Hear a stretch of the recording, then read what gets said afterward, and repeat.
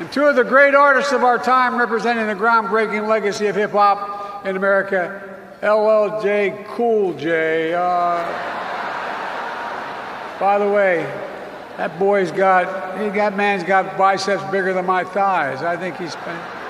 The 2024 Republican presidential primary field is taking shape. The battle lines are becoming clearer, and so is the field of candidates. Is the odds-on favorites, if you look at the polling, still Trump versus Biden? That seems to be it, but it's just way too early to tell. I'm more angry now, and I'm more committed now than I ever was. Big challenge for these candidates is going to be how do they navigate Donald Trump? And how do they navigate Ron DeSantis? You and I have a rendezvous with destiny. Welcome back to the Ruthless Friday program. I mean, how do you even put into context what it is that you just heard from your president? It was LL Cool J. Yeah. Ladies love Cool James, for those of you who are in the know. And somehow, I guess Biden also doesn't know who he is and then happens to throw in just sort of an overtly racist comment. Like, well, that boy. Yeah. He's like, I really step in it here. Maybe I'll call him a boy as well. I think we were like 10 seconds away from him talking about corn pop and kids playing with his hair and on his legs in the pool. Being like, I'll tell you, that LL Cool J, he's clean and articulate. Yeah. I mean, the entire Democratic Party wants to play Mama Said Knock that guy out. Oh, they really do. They're trying to pull the hook. We're going to get to this later, but that poll in the Washington Post that showed that 62% of Democrats want something different than Joe Biden tells you everything you need to know. I mean, you can't blame him. I don't even know. Like, what do you think if you're that guy's staff and you just watch that clip? You're like, oh my god. I mean, every possible thing that could go wrong goes wrong. And it goes beyond staff because it's like, this is every American. This is our commander in chief. This is the world's, opinion of America is based on this bumbling idiot who really you can't put in front of a microphone for 5 seconds before he says something idiotic and makes us look like idiots. But not for nothing, like LL Cool J was a sort of new artist in the late 80s. Yeah. Right? Like, this is not somebody who's just breaking into the scene. No, this is from the period of time in which Joe Biden was lucid. Like, if anything, he should remember him. Right. Not a new guy on Twitter. Yeah. Like, LL Cool J was doing his thing when he was like doing the Bork hearings. Yeah. You know what I mean? No, he had his hand on power. Now he still has his hand on power. Like, think about that. That guy's got his the nuclear football. Yeah. I just can't believe it. I also just, I hate to always do what if a Republican, because, No, but you should. You should do what if a Republican. In this one, I mean, just think about that. It'd be a disaster. It would be wall-to-wall news, and here it's like barely. You hear it on the Ruthless Variety program. I bet this is the first time any of you you're hearing this. I bet that's the first time you've heard it. But it would cover broadcast news in the evening every day if it were a Republican. It'd be like, has the president reached out to LL Cool J to apologize? Right. You could give him a pass on the front part and be like, oh, that's kind of funny and endearing. He's a real old man. He's not up with the times. He doesn't get the guy's name right. And the audience sort of laughs. But then to immediately step in it again and call him boy is wild. Wild. President of the United States, ladies and gentlemen. Yeah. And again, 80s. Yeah. Well, I think that problem is that Biden's in his 80s. That he is completely. I mean, it's I think very evident at this point that he's not all the way there. I'm starting to become more and more a believer every day in Duncan's theory that I don't know if that horse is making it all the way, and that the Dems are starting to look around for options. Well, I think we should get into that in a moment. Let me start with the fact that this is debate week. Mm-hmm. A big week for all of the challengers not named Donald J. Trump to once again try to make their case before a national audience. And we're going to do a big show. Huge. That you can live stream on YouTube. That will be a pre-debate party on Wednesday. And then for those of you who have tickets, look out. It's going to be a blast, isn't it? It's going to be incredible. And like you said, I mean, this is a big deal for a lot of these challengers. We've seen the poll numbers have shifted. It's kind of like the horse race dynamic has changed. The same folks who were up back in the previous debate, the pecking order has changed a bit. Based on that debate, right? I mean, what you saw from an extraordinarily strong performance from Nikki Haley is that she basically switched spots with Tim Scott. You saw Vivek sort of come down a touch. DeSantis has just been kind of, I don't know if the debate had anything to do with it, but he's now kind of in that same mix of people. And you would imagine that an inordinately strong debate performance by somebody here would do something. Yeah. Yep. I think there's a lot riding on this. And again, it's going to be at Reagan in California. They won't have a live audience, which I know for the first they have a day, small. They have a very small audience. The first one, I mean, it was an arena. It was rocking and rolling. Yeah. I Very think different. The dynamics can be totally different for this one. But as we've talked about, there's a slightly different crew in front of people. Asa Hutchinson will not be there. RNC changed the requirement to appear. It's now 50,000 donors. And Changed from the first debate. It's not like they just... You're right. From the first debate, they just sort of... Well, they're just escalating. They're doing what you should do in order to have... Continue to winnow the field. Right, so it's 50,000 donors and 3%, and I think two national polls or a national poll and key early states. So Asa Hutchinson will not be on the stage, but Doug Burgum did it. Will. He will. And, nobody talked about this the first time around because I don't even think we knew this at the time. But he went and did that first debate with this, ruptured Achilles, no medication. No, yeah. We learned afterwards. No pain meds. No pain meds. They needed Stood more the entire time. And I'm blown away that wasn't, put out there in a major way.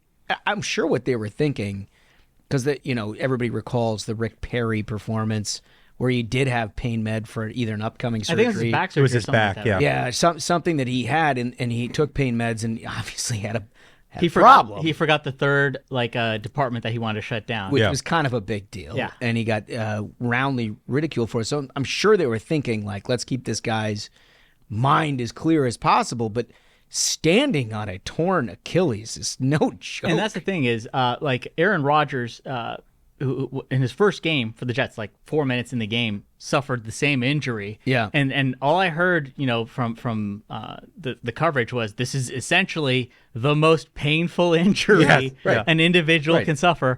And Burgum stood there on a debate through it. That's exactly right. The next time you saw Aaron Rodgers, he was on his back in a hospital bed talking to Pat McAfee on TV, and he was very funny, and it was great content.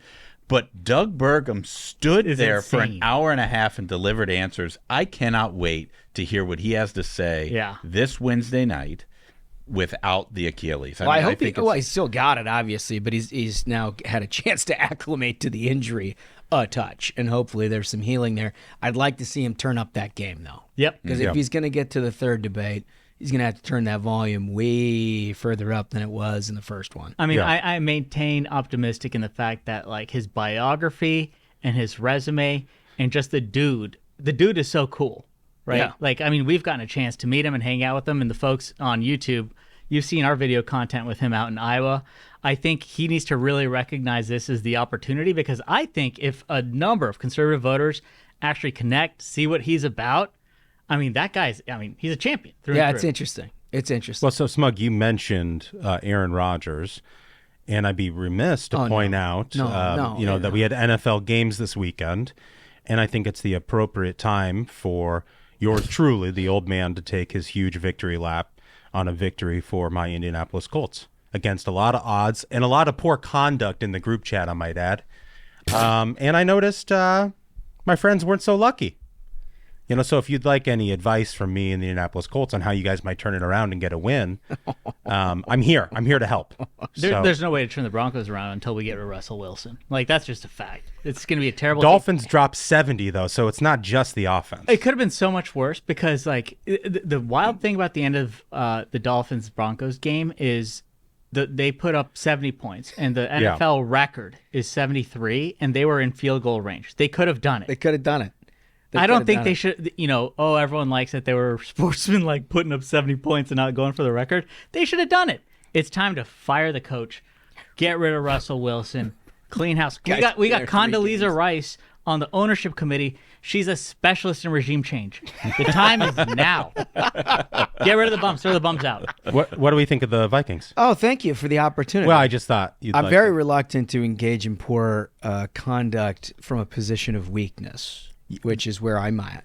Well, that's why we're talking about it. Yeah, because you've raised it. I do recall fondly the greatest NFL comeback in history, just a short 9 months ago against what was the other team from India? The greatest comeback was Elway on the drive against the Browns. In the Well, championship. not by points. By points, it was your Indianapolis Colts who managed to blow a 35-point lead. Guys, I mean, you guys didn't win the Super Bowl. That's all that matters. So another losing season for the Vikings. Well, Thielen put up good numbers. It's just unfortunate that he's not not there. on the Vikings. He's not there anymore. What you're doing is putting me in a category of just rooting for negativity. That's okay. That's it. I Are you okay Take the with black that? pill like me and just be angry. Yeah. I mean, I'm as good at trying to rattle everyone else's cages as I am But supporting my own endeavors. Yeah, yes, I understand that. But I'm also a person who's just motivated by anger and rage. Yeah. Yes. And so, like, you can't really win. You can maybe fight it to a draw and be as negative as I am, but like I thrive on it. I will enjoy it because I do anticipate there will be a collapse. So I mean, if we're gonna real quick, if we're gonna talk about NFL, we have to bring up what I thought is a ridiculous PR psyop. Did you guys see like Taylor Swift showed? Did we see it? I mean, of course. Did because we see it? It was everywhere. But that's the thing is like, it was the intention. Whenever Taylor Swift has like a relationship with a guy, it's content. It's set up by her like PR team. Yeah. And that's what this whole thing, in my opinion, is with this whole Travis Kelce. She's like, oh, what's the most conspicuous, way I can go about this? Show up to the game, be like hammering the glass in the owner's box sitting next to his mom. And that's the other thing, man. Like, why do you I can understand Travis Kelce, there's an upside to like raise your profile off this order. But that's your mom, dude. Like, why rope her into this? This is Taylor Swift. And like, cheering she's gonna that have a different hard. boyfriend in 6 weeks when another album drops. Have a song about like, oh, this tight end did me wrong. Cheering that hard for the 41st point in the game in the blowout is like, I don't know. It seems sort of performative. You didn't buy it. It's not. I just look. God bless you. You're doing great in your tour and everything, and making a ton of money. And I'm sure there's a lot of people working that tour who are super, super happy with what she's doing for them. The NFL's just fine. Yeah. We don't need it. We don't need it. We don't need it. We don't need it. I mean, that's where I come at this whole thing. We don't need hype. Which is, I actually watch sports to watch the sports. Yeah. And the idea that NFL primetime is leading with Taylor Swift is very irritating. Now, granted, I understand I'm a curmudgeon in this area, right? I mean, I'm sure a lot of people like to infuse some serious pop culture into their sports.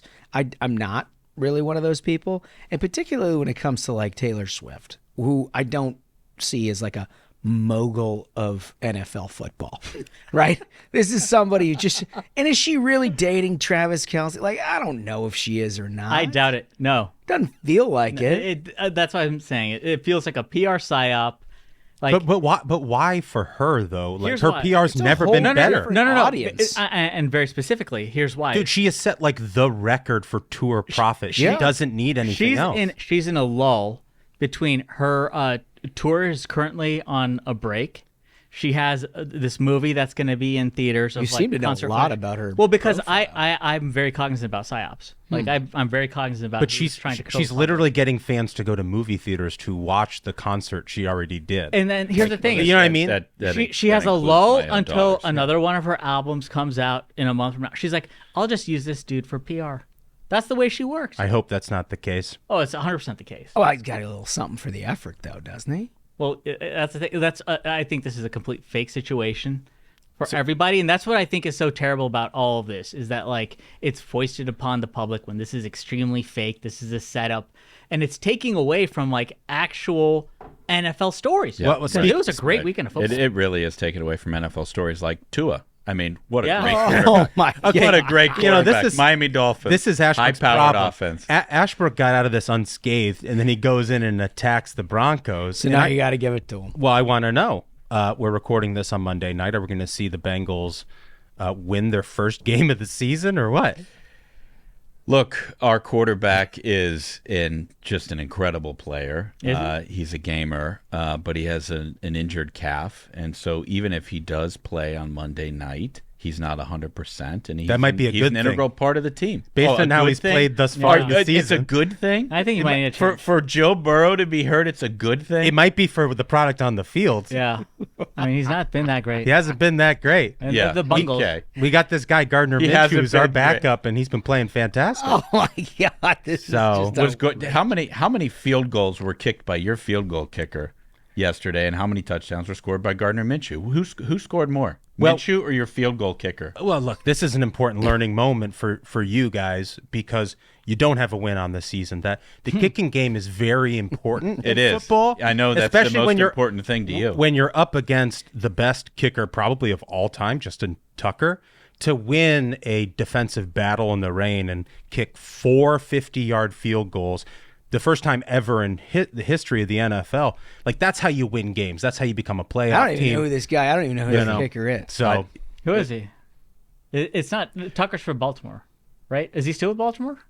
Yeah, yes, Boston. Justin Tucker, who is a incredible kicker, probably the best ever. He missed one, I think, from 63 to end in regulation. Elam kicked a 63 and a half. And the Colts kicker is Matt Gay, and he kicked 4 50-plus yard field goals. I will say this. I will say this. Do you guys need a kicker too? Because you haven't won any games. I'm happy for the Colts, Michael. Yeah. I really am. I like when the Midwest wins. I I think really do. the I know you don't believe it, but my point is I like when the Midwest wins. The Bengals are a very good football team with a quarterback who is ailing. I just want everyone to know, if you're listening to this, that John Ashbrook's conduct in the group chat all weekend It's very negative. would lead me to believe that this is disingenuous. It's very negative. But I appreciate the sentiment. Okay. Well, you now know where our heads were at all weekend in a very rainy, sort of hurricane-strewn weekend here in the DMV. But we emerge with fall in sight. Thank God. A little cooler temps. Yeah. It's the best season. It is the best season. And also, like, for those campaign types who've lived the lives that many of us have lived, you get into this point and there's also a little something, a little added something. Because it only happens every even year, unless you're in like Kentucky, Louisiana, and Virginia, and New Jersey. Every even year, you get like this time of year, it gets very exciting from an electoral standpoint. Mm-hmm. And you kind of see where people's heads are at. And what I always like to do in an off year is just sort of take an inventory of where you're at. Because I do think there's a lot about the psychology and the mentality of where you're at a year before that comes into the fore the next year. 100%. It's not just the things that happened 3 or 4 weeks ago. It's about changing seasons, kids going back to school, all those kinds of things. And you're like, oh, well, let's do an inventory on where things sit. Well, helpfully, there's been a couple of polls over the weekend that have done that for us. Nice segue. There's an ABC News poll that came out that caught a few eyes over the weekend, and it showed Trump with like a 9-point lead in a head-to-head against Joe Biden. Now, granted, I will say that we have not seen this in any other poll. But more than anything, I think, look, you can extrapolate out whatever you want from the ballot question that shows a 9-point lead. I think the idea that there's ever going to be a 10-point win in a presidential election is absolutely insane. That's never going to happen. But you can extrapolate more out from my point of view in where Democrats are than anything else across the board. Mm-hmm. Everyone in the media, everyone who's a political pundit, a paid discusser of things, wants people to spend all of their time talking about the conundrum that Republicans find themselves in. And it's a topic worth discussing. We discuss it here frequently. But not enough time has been spent on the catastrophe that the Democrats find themselves in. President Joe Biden's job approval rating, according to ABC News, is 19 points underwater. His rating for handling of the economy and immigration are at career lows. Woof. A record number of Americans say they've become worse off under this presidency, and 3/4 say he's too old for another term. And Donald Trump is looking better in retrospect. All severe challenges, again, according to ABC, for Biden and his re-election campaign ahead. 44% of Americans in the latest ABC News, Washington Post poll said they've gotten worse off financially under the Biden presidency, the most for any president in ABC Post polls since 1986. and it keeps going. I mean, just 37% of his approve of his job performance, 56 disapprove. Still fewer approve of Biden's performance on the economy. 30. And a lot of that has to do with people's situation in life. It's not just, I mean, obviously Joe Biden's the reason behind it, but if you looked at like what people think about grocery prices, 91% of people don't think the grocery prices are good. 87% of people aren't happy with gas prices. 74% of people aren't happy with the economy. 75% of people aren't happy with their income. So this is a problem that's pervasive in America, and people want change. I think that's right, but before we do a touchdown dance on this, I would point out we saw a lot of polls like this about people's view of the economy in the midterms in 2022. Not this bad. No, yes, okay, they were bad. Fine, but this is John Fetterman's a senator. Sure. You know what I mean? Oh, no. Let's get to that. Yeah. And maybe this is a good point to get to that, which is if you believe the polls, what you should be believing, regardless of whether you agree with the top lines or not, what you should be believing is that Democrats have a huge problem with the center of the electorate here. They do not want Joe Biden. They don't want Joe Biden's policies. They don't want Democratic policies. The fact that this is even still a discussion is the fact that they're not sold on Republicans either. But at least according to this poll, what they're dealing with is nothing short of catastrophic. Yes. And that is very, very real, as you've heard us talk about, conjecturing whether or not Joe Biden's even going to be on the ticket. Well, I guess what I would say is sort of a question to the group is like just in the Republican primary, like the assumption was like, these indictments are going to hurt Donald Trump, and they have helped him. I wonder if in the same way in an electorate who would tell you, they care about the pocketbook issues and the economy and the grocery prices and stuff, if maybe they actually won't vote on any of that. Like that we really are living in a world in which nothing does matter. Well, because if you look at those 2022 midterms, plenty of evidence. 2022 midterms, and you look at a guy like Fetterman or what have you, and like everybody had the same concerns about the economy and about Joe Biden and his ability to do the job and grocery prices and inflation, and then they pulled the lever for him. And so I wonder if the real outcome of this poll, the purpose of it, I should say, is more aimed at ramping up the heat on Joe Biden to step out of this race versus being something real that is actually going to impact the election a year from now. I think that's definitely the media spin. As you know, the Washington Post, ABC puts out a poll like this in September routinely. They did so last September. So I sort of assigning their motivation here, I understand exactly why it is that they're spinning it the way they are. But I do find really good news in here for Republicans if we're able to stay focused on the topics that people care about, grocery prices, gas prices, and the like, and not get sidetracked onto personality differences and other things that I think bedeviled us in the 2022 midterm. A lot of people online have been like sort of undercutting this poll. Democrats have been kind of undercutting. I don't know if you guys have seen this. They've pointed out that some inconsistencies with the sample in order to say that Biden's maybe it has Donald Trump winning 18-29 by like a huge margin, which I'm telling you will not happen. No, that's not. That's so not right, I mean, that's one of them. So I don't disagree with that point. Yeah.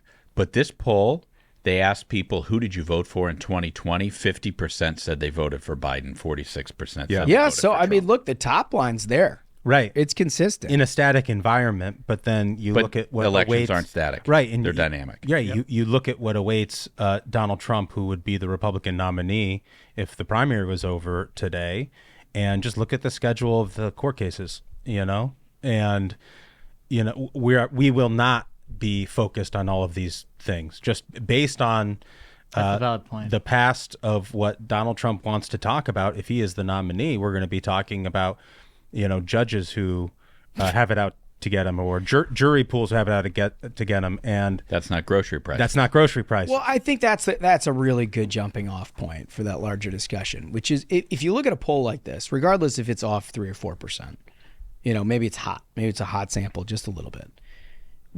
clearly it shows, even if in a 3-4% hot sample, this guy's got, and I'm talking about Biden, tragic and catastrophic problems that may not be able to be overcome. What it suggests is that if you have a Republican nominee that focuses on, I don't know, the economy or immigration, which, by the way, Biden has a 23% unbelievable approval rating on. That's incredible. Or the issues that American people are actually concerned about, you put this thing on ice, right? I mean, you can make this thing really difficult for Democrats to try to capture that center of the electorate. But as you suggested, if history is our guide on this, may not be where we're headed. I mean, that's I agree. I think that's the most important takeaway from this poll is twofold. Number one, I think part of it is, as I've previously said, is going to be the case is once summer is over, kids go to school, voters are now more focused on the issues that matter. They did their back to school shopping. They're like, damn, everything is far more expensive than I recall it being. Now issues are really starting to matter and they're starting to pay attention. I think some of that is reflected here, but I think, like you said, it doesn't matter how off or wonky the sampling is. With a very loud and clear voice, American people are saying that things are not great. Yeah. Things are pretty terrible. Everything is more expensive. There's a lot of struggling to get by that's going on. And they want to have a candidate who addresses those issues. And in this polling, they're punishing Biden for not addressing those. And for what this administration has done is dismiss those issues. They said for the longest time, inflation is fake. It doesn't exist. It's transitory. Then they said it's transitory. Yeah. Oh, this is going to go away. Yeah. And eventually they got to a point where they were even trying, actually, this inflation is good, maybe. It's actually good. Yeah. So they've tried everything, and the American people recognize this administration has been a nightmare. So we have that. But like Holmes said, where do we go from here with that knowledge? If we don't make that the centerpiece of our message to voters, this is not going to end well. It's not going to end well. And the perfect place that fuses the two things that you guys just talked about is this number. A remarkable 62% of Democrats and Democratic-leaning independents say the party should pick someone other than Joe Biden as the nominee in 24. I'm glad you brought this up, because it's a very important point in this poll. And if Duncan is right, and what Democrats are trying to do with this poll is roll out the veterinary cart to euthanize Biden in the middle of the track, who are they going to replace him with? And the poll dug down on that. Bernie Sanders, 8% of Democrats want to replace him with Bernie Sanders. Kamala Harris, 8%. RFK Jr., 7%. Oh. Gavin Newsom, 3%. Really? Elizabeth Warren, 2%. Mayor Pete, 1%. Oh. He's down with Amy Klobuchar, right where he wanted to be. He's going to have to fix a lot more bread prices to make that thing go. This poll did not ask voters if they would still vote for Donald Trump if he's convicted in one of these cases. That's true. Well, we've seen that. I mean, like, look. Which is, but to my point, that's where the middle goes away. Well, the middle goes away, but what I'm saying is this poll's designed to get Joe Biden out of the race. They're not asking that question because they don't want to know the answer to that question. They want to know the answer. Hey, if you're a Democrat, do you want to support Biden or you want somebody new? And I think that honestly, I think it's a really, really astute point in a lot of ways, because to your Fetterman example, if you have 62% of this sample that wants to see somebody other than Joe Biden, everything underneath that, their approval of the economy, their approval of his handling of immigration, their overall image of Joe Biden, and probably their ballot question is reflective of that point of view. Now, as we saw, John Fetterman could not string two sentences together at the end of his campaign and monopolized a Democratic vote to win that campaign. Yeah. Do we think for a moment that at a national scale they wouldn't do the same? Obviously, Democrats are coming home at some point. Mm-hmm. So when you look at these huge margins between Republicans and Democrats, if there is any sort of fall off in the Democratic column that is contributing to a ballot widening margin, discount it, because that thing's coming back. Now, it doesn't mean that it's not important for what you said, which is this about trying to find another nominee that basically can help coalesce the Democratic Party? But in terms of an RVD conversation, it's probably irrelevant. Right. And that I think we all need to, like, nobody should think that Donald Trump has a 10-point lead here. Right. You know It's not, and come on. I mean, if he's the nominee, or really, I mean, anybody's the nominee, like they're going to get them enthusiastic about voting, even though they may be angry at Biden for not getting the student loan giveaway done or whatever. And right now they're going to tell a pollster, oh, I don't want him or whatever. They're going to card him out and they'll vote for him. Those Democrats, the base Democrats, the ones that are slipping off in this poll, it'll snap back. I mean, But there's an awful lot of atmospherics we talked about the last month.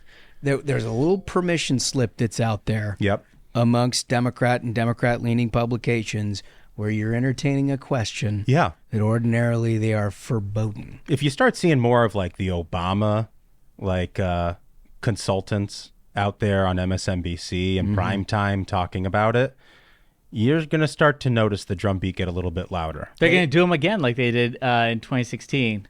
Where Except they a different direction. Like, they'll be like, well, listen, we need to make sure that we beat the Democrats or beat the Republicans. It's their same game plan, essentially, is all they have to trot out, because they have to be like, hey, voters, don't look over here. Don't look at, your receipt from going to the grocery store. Democracy's going to die. So if I were to ask each of you guys today, September 26th, by 1 year from now at this time, Democrats' nominee will be locked in. Will that nominee be Joe Biden, or who will it be, Michael Duncan? Kamala Harris. Kamala Harris is going to be the nominee. Yeah, Kamala Harris will be the nominee.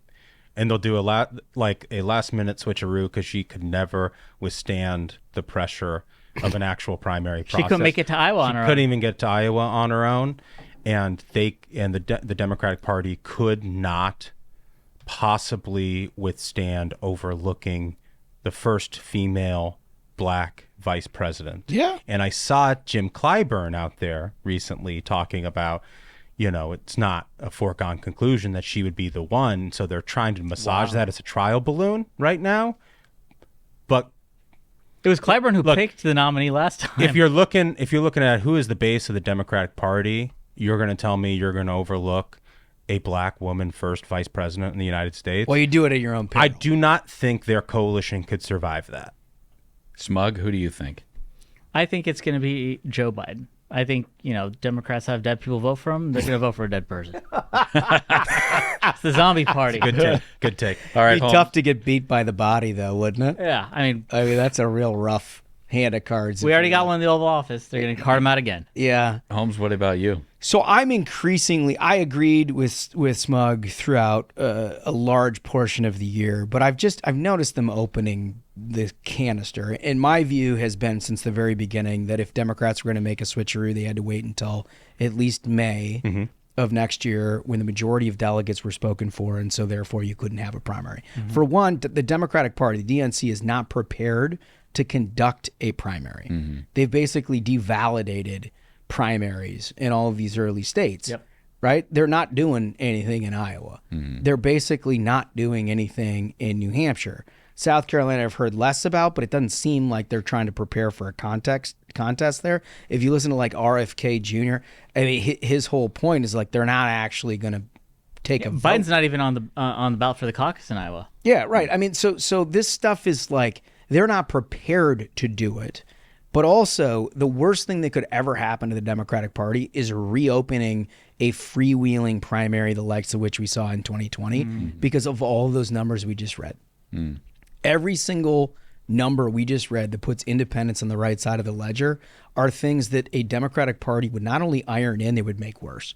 They would exacerbate. When you had every candidate on stage raising their hand saying, yeah, open borders, free stuff, everybody's good, we're all that, we have to do it for our base constituency, no hesitations, hands up. What does that do to a 23% already approval rate? It vaporized it because now voters can actually see the effect of that being essentially the policy. In real time. And within a 6-month window of you casting a ballot for one, a binary choice for one or the other. It's a disaster. So I think they have to get to May one way or another. I wouldn't be surprised at all if it was Kamala. The Gavin Newsom thing is interesting to me because I think from a talent standpoint, I mean, look, from a psychopath standpoint in terms of governance, he's off the charts. Like this guy is absolute lunatic when it comes to that. But from a talent standpoint, And we're going to see this now on November 30th when he's debating Ron DeSantis. Which is wild. Yeah. But this guy can carry his own weight in a way that like Elizabeth Warren can't, Amy Klobuchar can't, Pete can't, Kamala can't. A whole bunch of people on the Democratic side actually can't go toe-to-toe with a Ron DeSantis or a Donald Trump and wouldn't even dream of putting themselves on the same stage as that because they wouldn't have the confidence to do it. That guy does. And so I wonder from his perspective, as he's entertaining and now doing this debate with Ron DeSantis, if it isn't an invitation to Democratic voters to say, well, I mean, look, here's the guy who can do it. He can string together sentences. And the sneaking suspicion I have from all the polls that we've seen Kamala Harris's numbers, at least amongst sort of your higher educated Democrats, they don't believe she can. No. Regardless of whether they approve of her or not, they don't believe she can.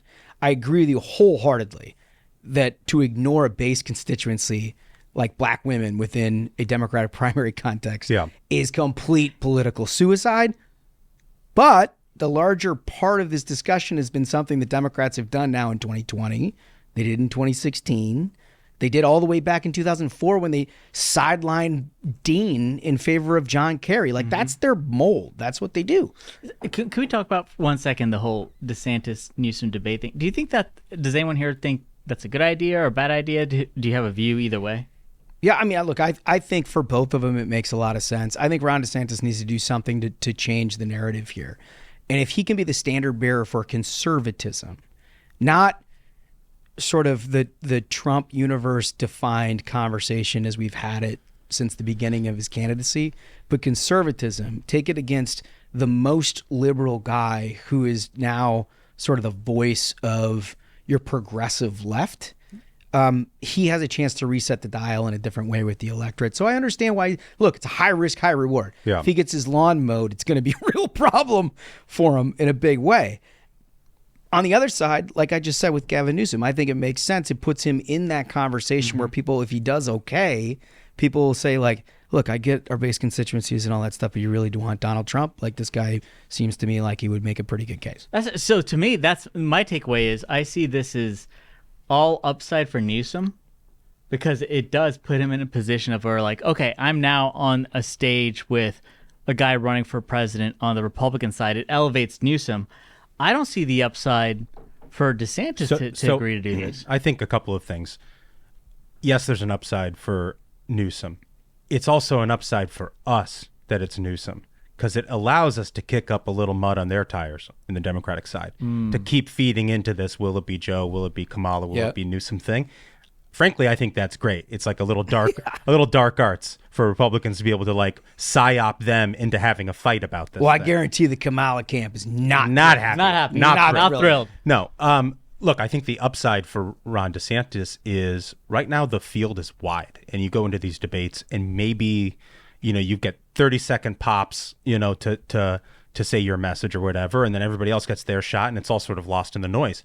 When it's just you and one other guy, and it's the guy from California, and you're the guy from Florida, and you can have long conversations about how you fought COVID versus the lockdowns in California. I mean, that's going to be a benefit to Ron DeSantis. I think Newsom is a good debater, and that is the one thing that DeSantis has to be prepared for. And I think you're absolutely right. If he has a discussion on COVID, which to me is DeSantis' strength, essentially, like he has a huge story to tell on that front. Especially, I think the perfect foil for that is Newsom, who's like he's eating at the French Laundry while he's got his state shut down. But I don't want to undersell Newsom's strength here. I mean, I saw that Hannity interview. He is a very strong debater. I hope they're prepared. Well, DeSantis really needs the lift because if you look back at this ABC Washington Post poll, he has lost a lot of ground since the February iteration when he was at 25 to Trump's 51. This poll has him at 15 to Trump's 54. So he needs some kind of spark nationally if he's going to ignite some sort of excitement in Iowa, I think, which is his only And that's chance, why I think right? it's a good idea. Like, he's got to do something. And this people will tune in. I'll tune in. Yeah. I kind of can't wait to see it. I want to see how that whole thing works and also one final point is I think by the audience, he will be judged differently than when he's on the stage with 8 other Republicans. For somebody who is interested in tuning into this process and finding out more about the candidates, like, he doesn't have to have like an A+ performance. If he's speaking to your values and he's the only guy on stage doing it, your reaction to him will be different than there's a menu of 8 options. That's a great point. You know what I mean? It's also just a better swing thought. You're more likely to put a barrel on a bat when you're arguing against straight progressive policy. Or trying before, like in a Republican debate, having to triangulate and figure out what everybody else's position is and where is your lane and all of these sorts of things. You're right, 100%. Which, if you remember how it is that Ron DeSantis is in this conversation in the first place, is that he was holding our flag for conservatism against progressive, whether it's COVID, whether it's the economic views, all that. He was doing all of that for a year and a half. It's actually landed him in a place where he's in a presidential context for the first. I mean, if you have a problem with the campaign that he's run up to this point, and clearly if you've lost 30 points on your ballot, there's a fair number of you out there that believe that, you're going to get a little bit of something that you haven't seen since November of 22, when it really was a sort of RVD conversation, which he's excelled at. So anyway, Bob Menendez. Guys, we got to get into this. Bob Menendez. Great story. Oh, my God. So by now you've all seen the indictment. This is according to Axios. Menendez, who alongside of his wife, Nadine Menendez, has refused to resign. He was indicted, and he's not going anywhere, according to him. Not going anywhere. Prosecutors are accusing Menendez and his wife of accepting hundreds of thousands of dollars of bribes in cash, gold, lavish gifts, and other expenses in exchange for using his power to benefit a trio of New Jersey businessmen, Axios' Andrew Solander reports. This might be just a cultural thing, because that's like business in New Jersey. You go have a plate of spaghetti, you hand over some gold bars. I would love to get Chris Christie's take on that. I mean, really? I mean, when they had this whole story, and like they had the photos of like gold bars, and apparently he kept in his like suit jacket pockets, in his closet, envelopes with his name on it full of cash. He's like, I'll get to that later. There's another one on the way. Dude, it's also the funniest thing I saw from the indictment is that he got the kilo of gold and immediately Googled how much is a kilo of gold worth. Well, and then I think they did DNA testing. And found that the people who were accused of giving him the bribes, DNA is on the stuff. Literally there. So like there's literally, they locked the door behind him. Real chain of custody there. Oh my God, it's unbelievable. And if you recall, for those of you who don't follow this closely, Menendez was also indicted in 2015. And he was indicted on accepting luxury vacations and gifts over $600,000. He eventually beat the rap. Yeah, this feels a little different. And that was the Solomon Melgen thing, which remember there were allegations about like Dominican travel and potential with underage prostitution women and all of that stuff, which was salacious as hell at the time. Didn't get a hell of a lot of coverage, to be honest with you, but he ultimately beat the rap on that. And if I have to say, this was, to me, the best part is that I guess it was in January of 2018, those specific charges got dropped, and like a month or two later, he spins up this situation with the bribery. So he was just like, all right, we had a break. Let's spin the business right back up. The ultimate come at me, bro. Yeah. It's like, we're right back. Tell them we're back up. How is it like, this is the chair, or he was until last week, he was the chairman of the Foreign Relations Committee. Yeah. And this dude is taking gold bars. I'll tell you what it is. He's an expert in foreign relations, if you agree with the first indictment. I'll tell you exactly what it is. There's so much craziness in the world. Governments are trying to print their way out of money, and Bob Menendez is putting his faith in gold. Yeah, exactly. It's like a Roslyn Capital ad. No, it's a Roslyn Capital ad. No, it's just incredible. And like... I gotta say, I love the New Jersey mindset. They can trace the cash, but not gold bars. Send a couple kilos over. It's going to be cool. He's a married man. And there's video of that, too, of his proposal somewhere in like... the Taj Mahal. Yeah, the Taj Mahal. Of course. The Taj Mahal. Of course. And this is a well-traveled individual. And so his wife is also named in this? Yeah. Oh, my. And his son is a member of the House. Is that right? Yeah, his son's a member of the House and has said, "I stand with Dad." Boy, he's We got a good business. You got to stick with the family business. He's staying real low right now, right? No, he put a statement out. He's like, "I stand with him." This is New Jersey. It's another day in New Jersey. I mean, I would actually love to hear from somebody like a Christie about the politics of New Jersey, because recall, like, he was indicted. He did beat the rap.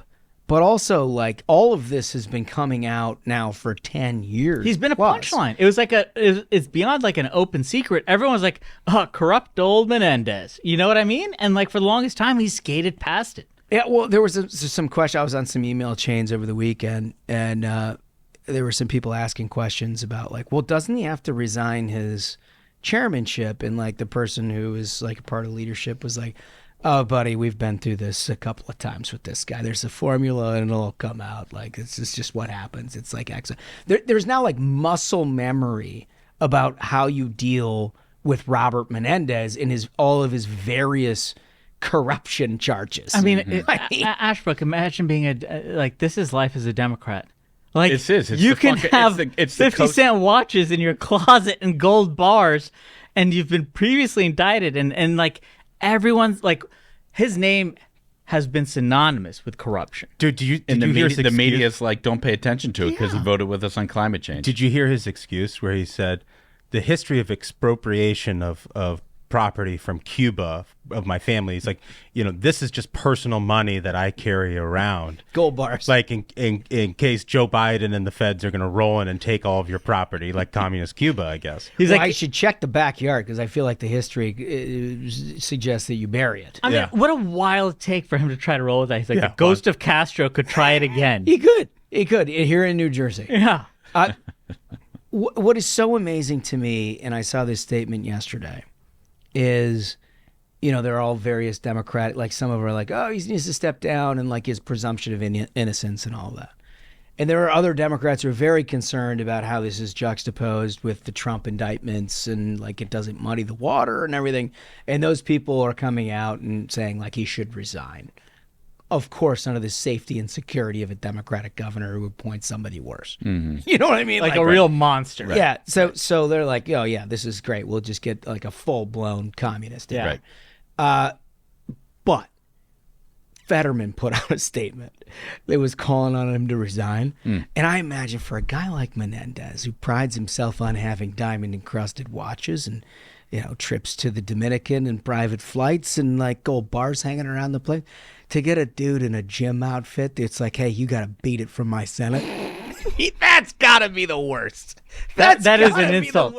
That's an insult. That's the one that hits the hardest. I want to see, like, eventually, if I were advising Menendez, I'd tell him to write a book, like the dude who wrote the Snitch in Goodfellas. Mm-hmm. Like, as long as I can remember, I wanted to be a gangster. Oh, it's like the Ray Liotta character? Totally. Yeah. Like, Menendez, tell your side of the story. Is that Sammy the Bull? I think it's Sammy the Bull. No, that was the Gotti family. This is a separate one. This is, I can't remember the name of the Snitch off the top of my head. That was part of the, I think it was a Lufthansa heist. I know. Oh, yes. No, I know who this is. Hank Hill? That's the one. Oh, that's the one. Henry Hill. Henry Hill. I'd love to see like the Bob Menendez story. I bet is wilder than anything anyone can imagine, and I think that's part of it. In the beginning, it goes. I always want to be a gangster, and then it goes right into the big band music. Totally. And it's like rags to riches. and when you just see it open. And when Menendez would go into like a Jersey restaurant to have his spaghetti, he like walks through the kitchen and bring a table out for him the same way. And then just like Holmes says, like the biggest insult is like, we used to have corruption with some class. And now we've got these clowns with hoodies trying to tell me how to do my job. We really should, we should try to get Sammy the Bull on to explain how this works. This guy, it's money laundering. He's like, well, here's how I did it with. Menendez. Sammy the Bull was slanging ecstasy at ASU when I was down there. He is. Oh yeah, he is. He was in witness protection program for the Gotti trial, and he moved to basically just outside of Scottsdale when I was at ASU, and it became somewhere in that era they found out about this ecstasy ring. Incredible. And like he got re-indicted on a whole bunch of stuff. I don't know where he is now. Well, he's done a round of interviews the last few years. Oh, is he still around? He's not in the brig? No, he's been doing interviews. Well, I suppose he can't be in the brig because he'd meet his maker. So if we can get him to do an interview and get his take on Bob Menendez and how all this works, I think it would be just... And also, an important point in all this is that Schumer hasn't said anything. Schumer has... Well, they stripped the committee thing, which is to the point of the person I was talking to. It's like, if you sell the country out, because like I think Egypt was involved. Like this is foreign governments that were also involved in like paying this guy off. So it's just like, oh well, your committees are gone. That's the Schumer play of like accountability. Like the DNA is on the cash. You know, it's like, what do you need? You got the marinara, you got the DNA. Like, it's very clear what's been happening here. What does this have to do with Italian food? I mean, it's New Jersey. For God's sake. It's the breadsticks. He's got the breadsticks. He's got the fettuccine sauce. The poor Italians. Bob Menendez does some corruption, and we're attacking the Italians. I know. It's like, the bigotry will never end on this podcast. No. I just want to apologize to the Italian American community. I do too, and frankly, you can have smug as a sacrifice. All right, so look, I think an important thing to get into here just for a moment is the fact that yours truly have been featured in some advertisements lately. Have you noticed this? Yes, I saw that. Political advertisements. Yeah. It turns out. And in a positive light, because everything's a positive light because it's us. Well, previously I remember there were ads run by the Lincoln Project attacking you. Oh, attacking you. Yeah, but that wasn't about the Ruthless Variety program. It was just me sort of like just They're like, existence. Why is he conservative? Lock him up. Why is this guy so cool? Yeah. That's basically what it was. I would have paid to have those things air widely. It was your best hair day ever. Like, no, I look great. And the premise between the Lincoln Project ads were like that I had somehow duped Donald Trump, which I thought was completely hilarious. And I imagine he thought it was completely hilarious because I didn't actually get put on blast by Trump on any of those things, which, most people that he actually feels like are doing that kind of thing. He doesn't hesitate. Yeah. Right? Yeah. Certainly Mark Milley didn't miss a mark over the weekend. Jeez. Yeah, right. He called for him to be executed. Yeah. And it's like, Trump, you hired him. Not our best stuff. Not our best stuff. To your point earlier. No, it's not about grocery prices. Right. Right. But we're now in an ad featured by the DeSantis campaign of notable conservatives that were highlighting the obvious about what was happening with his abortion position. Yeah. And the funny thing is in the context of our conversation, which I don't believe it was taken out of context at all. I should say, like, it was absolutely in context. Like they did right by us in terms of. This is not like getting bait switch or anything about Yeah. But in the larger context of what we're talking about, I don't know if it's particularly critical or positive. It was just an analysis of what was happening here. Yeah. And there's a few others. I think it was like Ben Shapiro, Dan Bongino, and others who had made the observation of the obvious that, he decided to take sort of the middle road on abortion in the context of a primary, which is interesting. Well, that's the part they didn't use. They didn't talk about how Trump was sort of tacking toward a general audience, which is what he needs to do if he wants to be competitive against Joe Biden next fall. And their challenge is to sort of make up a lot of ground against Trump. They're running out of issues to do it. They've tried it with the indictments, didn't work. They've tried it with electability. Trump is competitive with Biden in all of these national polls. That's not working. They're trying it with abortion now. Maybe that will work. But we'll see, I guess, in the next couple of weeks whether some of these ads they're running actually do. Trump is trying. I mean, you can just see it. He is trying to talk directly to a general audience, and does that hurt him with conservative voters? I don't know, but it seems like the thing that you should be doing if you're over 50 in a primary. Yeah. I mean, look, it's this. This issue is just so difficult to navigate. Right. And the idea that you can just come in and be like, I'm going to ban all abortion right now, forever, and if a bill hits my desk, I'm going to do that. You create a big general election liability. And that's not me saying that, like, from any particular ideological point of view. That's me saying it from what we've witnessed across this country. We had a Wisconsin Supreme Court race that was litigated entirely on this issue, and they got their asses kicked. We had an Ohio ballot question that happened across this country, and they got their asses kicked. Kansas had a ballot question on this same issue. Kansas had it on this issue, and we got our asses kicked. Clearly, the American people are saying, like, look, I don't know what the answer. I have my own ideological view one way or another. But the idea that we're doing like post-birth abortions or no abortion at all are both off the table. And what Trump was doing is kind of coming in the middle. I don't know if that's the right answer. Our point was, in the context of a conservative primary electorate, it opens up an avenue. And that's what I think DeSantis was attempting to get at with that ad. Yeah, I mean, correct for the general election, and obviously it would theoretically hurt him in a primary. I don't really see it as moving to the center on the issue of abortion for Trump. You know, he ended Roe by putting 3 justices on the Supreme Court, and he wants credit for that. And he says in his many truths on Truth Social that the pro-life movement had nothing until I had no status. I think status is the term he used until, I ended Roe. So he still wants the credit for it. It is not true that you can claim to be a conservative in the United States of America and attack a conservative governor for passing a heartbeat bill. You just can't. And I think he's not conservative on the issue of abortion. But I think the passing of is the important distinction. And I don't think we've gotten enough to that. If you were opposed to Roe, then you remanded to states. Right. And it's not about what your position is. It's about what you pass into law. Yeah. And that, because these people are all elected at the will of the people of that particular state, that is pretty sacrosanct in that discussion. That's critical. I think that's the whole thing right there. And I think that's the key takeaway from the whole Dobbs and the whole thinking behind it. And I think very much, the correct thinking behind, the way the Supreme Court acted is this can be a decision for the states. And I think the heart of this debate right now among conservatives is the approach we take going to be federal or state? Where, I remember Lindsey Graham caught a bunch of heat because, we as conservatives all circled the wagons and were like, yes, this is good. The question should be up to individual states to decide how many weeks, the particulars. The whole problem with Roe was they tried to federalize this, and that doesn't work.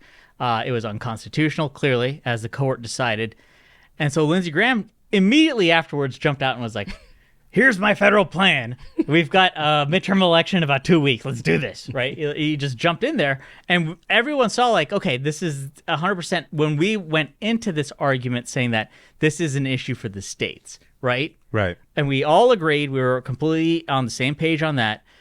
And then you have an instance of an individual state deciding, an individual state's governor signing that law. And then I think it is weird to be like, oh, but also here's why a state making that decision is bad. Yeah. Yeah. That's in favor of federal legislation. I've always thought that was a disjointed argument. Like, I don't blame life groups at all. Right. For trying to continue to advance the cause of life. That's what they should do. That's 100%. Why, that's literally, we would never have gotten to where we were with Roe itself. Nope, not without. If not for them. So I understand why they're doing it. But it is sort of political malpractice for the moment that you've been arguing for 30 years and it should be left to the states to turn around and be like, and now here's the solution. Yeah, right. Especially given the reality that there aren't 60 votes for anything related to abortion in the Senate. Nothing's going to pass. Well, there's no federal rule that's going to pass. And that's so why pretend like that's possible? Back to my point of like, does it really end up? Donald Trump angered pro-life voters and probably angered them the most in the first contest that he's going to have in this election. Yeah. And I don't think he actually gets any supposed political benefit from then, in that same interview talking about, I'm going to negotiate something at the federal level with these groups, perhaps. You see what I'm saying? No, I see It's what like, you're saying. Like he is moderating in rhetoric, but like it's not going to change for a second what they would do against him in the. No, Emily's list is still going to do what they do. That's right? no, that's exactly right. But I think that separately from the fact that he's opening himself up to attack from the right and from some of these opponents who need oxygen, he earned 1,000 headlines about how Donald Trump is being attacked by conservatives on the issue of abortion. Mm-hmm. And what Trump needs is to be seen as legitimate by moderate center-right voters in these suburban counties, and he has precious few opportunities to do that. Mm-hmm. And it seems to me like if you're on the hunt for opportunities like that, this issue is as good as any. Wow, it's interesting. Yeah, it's an interesting take. Yeah. You guys want some animal news? Of course. Always. So this one's going to catch you a little by surprise. This is according to Red State. Airline pays over $1,400 to couple tortured by farting dog during flight.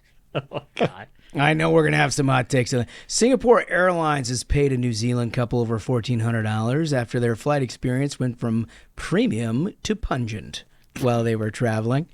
The couple had been flying the flatulent skies. I mean, they're working some serious New York Post stuff here. It's not bad. Flatulent skies home from Paris when they found themselves in a position where a gas mask might have made all the difference.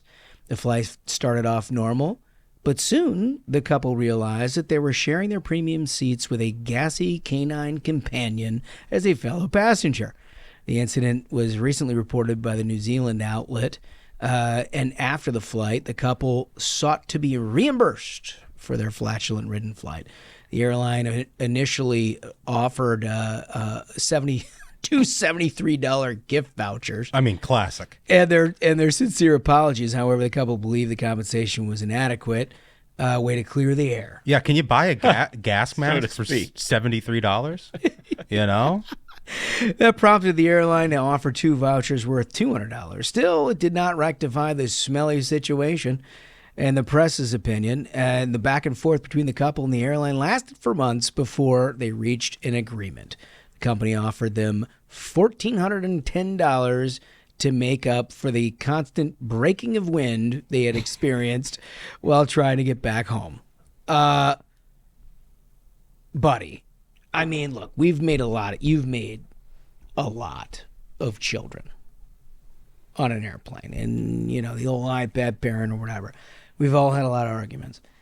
What is the take about bringing your dog in the main cabin? This is a very similar kind of take. Is I think we have, and I think anyone who's traveled on an airline has noticed that, like, the quote service dog at this point is not like, okay, this is someone blind and like this is the dog that helps them get on the flight and actually helps them. It's like a mental health companion. It's like, okay, what's this poodle doing for you, buddy? Like, you know, like this is not like we get these dogs for veterans who have come back and the dog is an active part of their lifestyle because, you know, they served their country and lost limbs, and the dog can like open the fridge. Like we've seen these miraculous actual service dogs.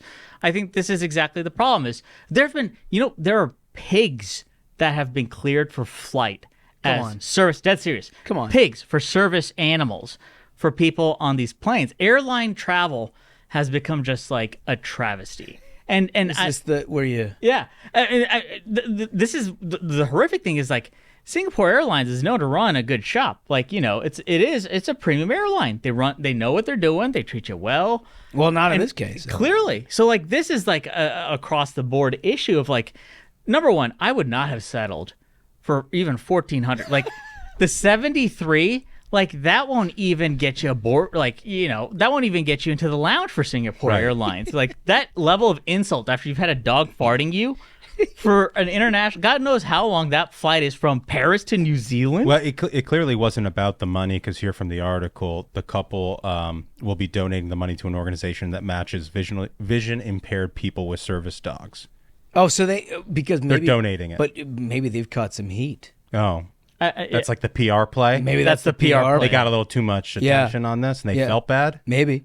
Huh? If you don't have like a genuine like ADA certified issue to have a service dog, airlines don't let animals on the plane. We've got enough animals already flying. All right. Smug, how does you know every airline there is, and how does Singapore compare to some of the others? I mean, Like domestic? Like It's not even close. International. Like, Probably top 5 Let's though. say Spirit, for example. Oh God! Like I mean, that's not even, like Singapore crushes every domestic airline carrier in the United States. Not even close. We're like 3 standard deviations away. Not close. Like Singapore is, like Duncan said, it's top 5. You typically can't go wrong with them. But the fact that now even Singapore Airlines has these situations where there's these service dogs just like farting on passengers nonstop, like, are you serious? Shouldn't there be some what's kind become of of travel? Look, I understand that flight travel is expensive. I get it. I get it. But shouldn't there be some sort of separate travel? Like, I mean this like in the most. I've traveled with my dog before. It was a nightmare. Wait, on an airplane? It was a nightmare. When I was an early couple with my wife, Yeah. we had a Boston Terrier. It was like well within the height and weight requirements. Yeah, and, she's a great dog. And we were going to spend some time over Thanksgiving with my parents, and so we brought the dog, and like it was a nightmare, and all. Like the dog didn't bark or didn't do anything, but I was just like white knuckled the whole time about whether it would or like explode into farts or whatever. I mean, the dogs, they can't. Yeah. When I have Shouldn't there be a service for this? Shouldn't there be some kind of a? Yeah, like my question is like when you travel with the dog and it's not in the cabin, like where does it go in with the luggage? Is it down there? It goes underneath your seat. Like when people put them in the dog carriers. Oh yeah, where's that going? There is. It's in there with the luggage? I don't think it's with the luggage. No, because they have to pressurize it. Yeah. So it's like a compartment within the cargo hold that is designed for the animal so that they don't like die. And there are people that move, so you got to take your pets. I understand that, but shouldn't there be some kind of a service that doesn't require you to bring them under your seat? Like a ship sticks Like a ship sticks. for pets. Ship sticks for pets. That is exactly what I'm talking about. I think also a large portion of this, and I think Ashbrook's going to agree with me when it comes to the whole like people versus animal thing, is like it's an animal. Mm-hmm. It's an animal, man. You know, if you're moving, What do you just? we had a good time. You just we long had a good needle it? time. Yeah, you know, we had our times, dog. Oh man. You're a dog, right? I fed you the food. And you know you're Enjoy. But as a human, I'm making decisions, and I'm going away now. And we'll remember the good. And we'll remember the good times, you know. And the vet will make it so you don't even know what's happening. Don't think about what we've lost. Yeah. But the time that we've had. Listen, you'd be sitting. If not for me, you'd be sitting in a pound. You had some laughs. We had some good times. You got 3 squares a day. And now, you know, the vet makes it super easy. You know, come on. Every time. And then once you've moved and you've settled, you get the new dog. Every time you go on vacation. Well, I guess it's another. I mean, you gotta think through it all. Said goodbye. You gotta think it through. You know, like so many people get dogs that are in no position to get a dog.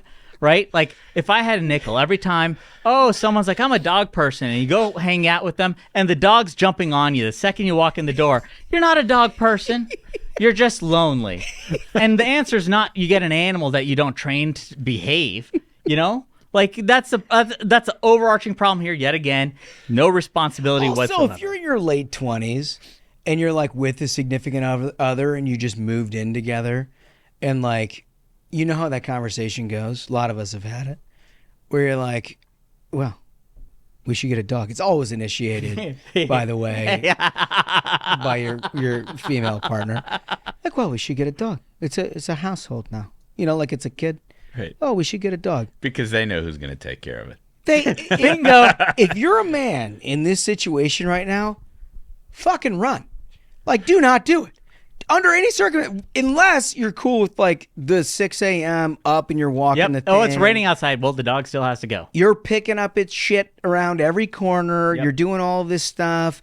And then like, for some reason, it's like, oh, we love this stuff. And then you're like, hey, it would be really great if we could go to this awesome event. And they're like, well, it doesn't like the dog kennel. Doesn't like it. We need to get a dog sitter. Yeah, or we need to get somebody to. It's like the logistics around a dog as a young couple. Do not underestimate. I have a friend. I'm not gonna mention names. It's Jesse Hunt. He's got like 3 poodles that his wife loves, right? And it's like all 3 dogs. They're the damn poodles, right? Like they run the show. Like he's like, well, I can't meet up. I guess the dogs. It's the dogs' night or whatever. We gotta worry about the dogs. We went over. I can't make this shit up. We went over to watch the Super Bowl at his place, right? So we're like downstairs. Everyone's having a good time. We got food. We got pizza. We're watching the game, and the dogs felt left out of it. Do you know what these dogs did? What?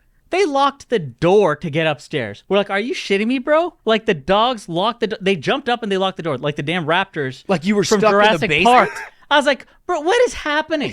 This is it. This is the moment you have to decide.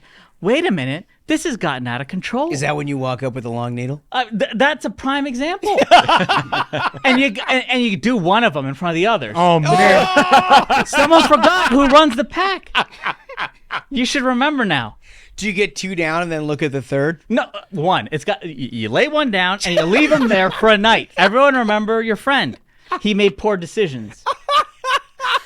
My God. We're gonna get so many angry emails, Smug. I think that's the point. But as someone who did get a dog with my wife, and then we had kids. Once you have kids, it gets so much harder. He's a great dog. We love Ranger. You have a really good dog. Ranger's fantastic, but it gets very hard when you've got kids, and here's this dog, and he's got, I don't know, diarrhea, and it's like, how are you supposed to plan your day around when he's got like a slow shudder on his anus? You got enough to worry about. And yeah, when you're trying to keep 2 human beings alive, and it's like, I feel bad for the dog, but it's like, bro, you are like steerage class now. That's where you came out with, get out of here, Chloe. Get out of here. That was my dog.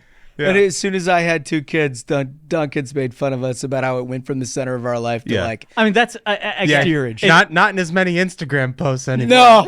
It's the whole like fur baby thing. It's like, well, the real ones have arrived. Yeah. We had our laughs, and now you go. Yeah. No, that's the way it is. All right, so there's some fake bear attacks out there, guys. Really? Yeah, this is according to WOWKV. I mean, again, we're dealing with McDaniel sourcing, so this looks like a local CBS affiliate. Okay. All right. So it's a real in thing. West Virginia. All right. Okay. An Ohio man is being charged for falsely reporting an incident after claiming he'd been attacked by a bear, allegedly in order to help getting out of the woods in Kanawha County. According to a criminal complaint from Kanawha County Magistrate Court, first responders were called early in the morning, hours of Friday, September 22nd, 2023, to assist a man in the woods. Dispatchers said the man was claimed to be injured and was stranded along a steep terrain. So this dude, he said he called. I mean, is it necessary to go that extra step? I think this is a absolute king power move. Maybe he woke up in the morning, was feeling ambitious, and he was like, today's the day, I'm going to go get a hike in, he's like a mile into the hike. And he's like, this was a poor decision.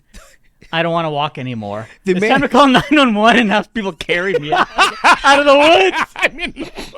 I made a bad decision. I'm done with this walk. So the man allegedly claimed that he'd been walking for days. His phone was dying, and the bears were circling him, and he was going to die.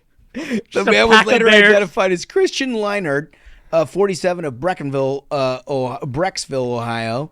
According to the complaint, deputies say they searched and rescue groups responded. Oh my God. And to locate this guy using emergency lights and sirens to scare away the bears and then point the man towards their location. Authorities say they attempted to get the West Virginia State Police and other agency helicopters in order to assist in the search. So I guess his point is like, I'm lost. And I think he was just done with it. He's over the hike. Well, so I don't know. I was about to take this guy's side because the liberal media tends to gloss over the plight of your typical guy in Ohio. However, oh my God. However, I read to the end.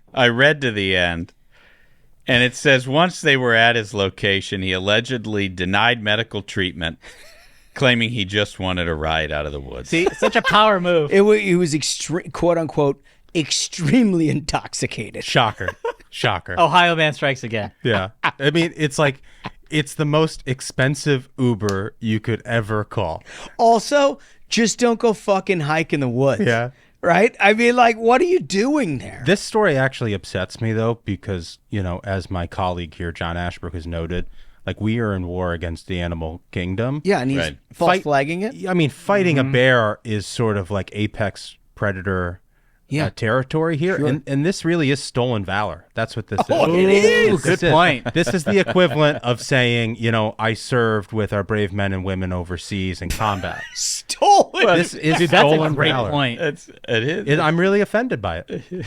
Well, it's also the boy who cried wolf situation. Yeah. You know, we need our authorities. We need people. If you don't have a gun and you're being attacked by one of these menace animals, these deadly curs out there, you want somebody with guns coming in, shooting left, right, and center. You don't want a sheriff there at the station. You don't want him second guessing. Hey, it's a goof. This is a goof. This is a fake bear. We need him. We need well, everybody. Leonard clearly also knows the power of the program and in elevating the local authorities' heightened awareness. They're expecting this for these kind of things, and so he was playing off the good graces of John Ashbrook and the Variety program of letting people know that you need to respond quickly and with heavy artillery. They rolled up with the sirens and helicopters. Yeah.